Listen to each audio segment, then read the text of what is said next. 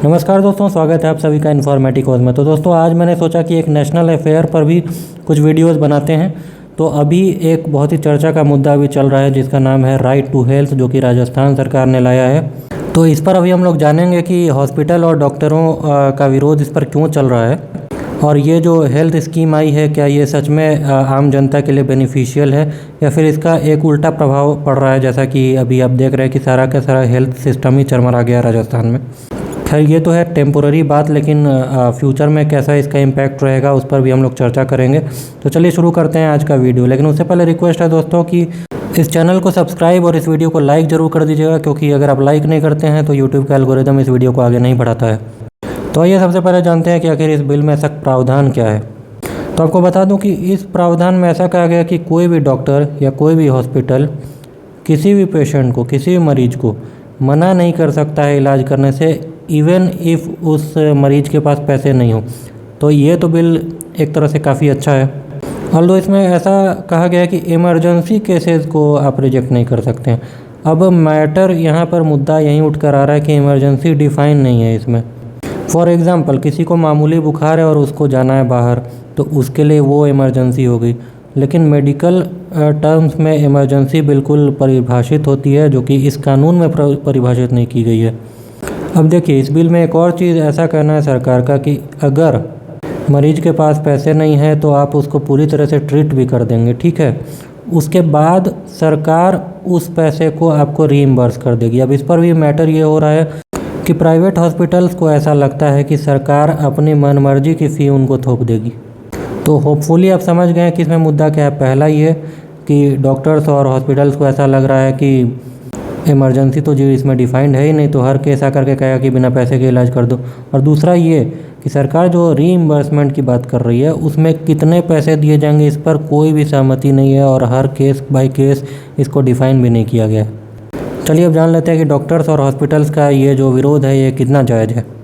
तो देखिए, social media पर तो लोग भर भर के डॉक्टर्स और हॉस्पिटल्स को गाली दे रहे हैं, लेकिन एक तरफ से उनका भी पक्ष सुनना काफ़ी आवश्यक है, वो मैं अभी बताऊंगा क्यों।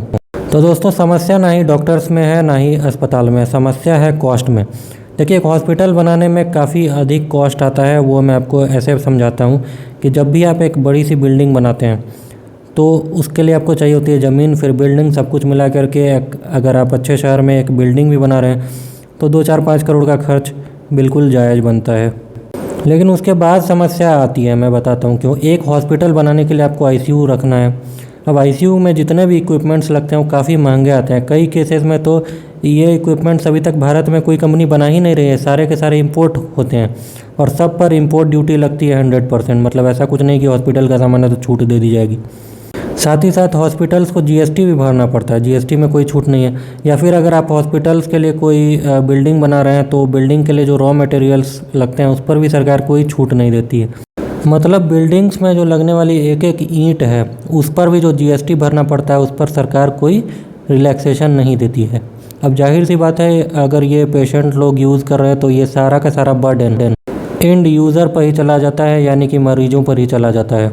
अब इतना कुछ काफ़ी नहीं था तो आपको मैं बता दूं कि एक अच्छे हॉस्पिटल में सीटी स्कैन और एमआरआई जैसी मशीनें भी लगती हैं।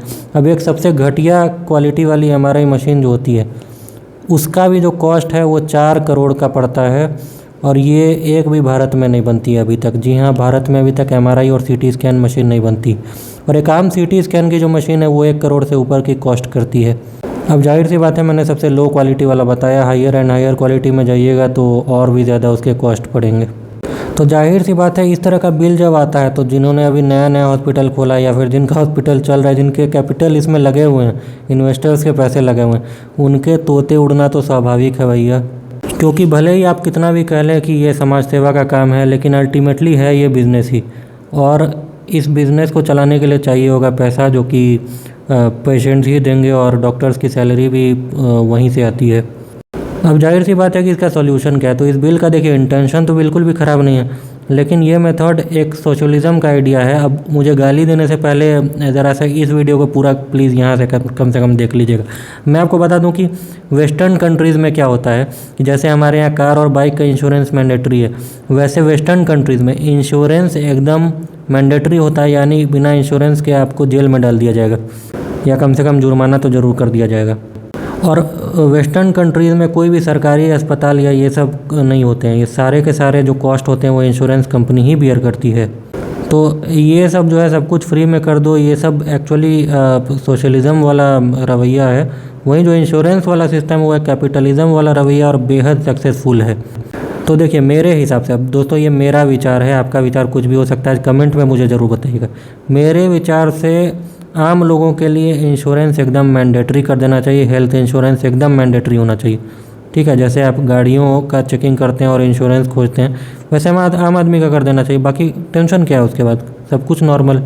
अच्छा, कुछ लोग कह रहे थे कि हेल्थ एक बेसिक नेसेसिटी है, इसको फ्री होना चाहिए। तो मुझे बताइए, घर भी तो बेसिक नेसेसिटी है, क्या घर आपको फ्री में मिल जाएगा? कपड़े भी तो बेसिक नेसेसिटी है, तो क्या कपड़े आपको फ्री में मिल जाएंगे? खाना भी तो बेसिक नेसेसिटी है, हालांकि खाना भारत में फ्री में मिलता है अगर आप BPL कार्ड होल्डर हैं, जो कि बहुत ही अच्छी बात है।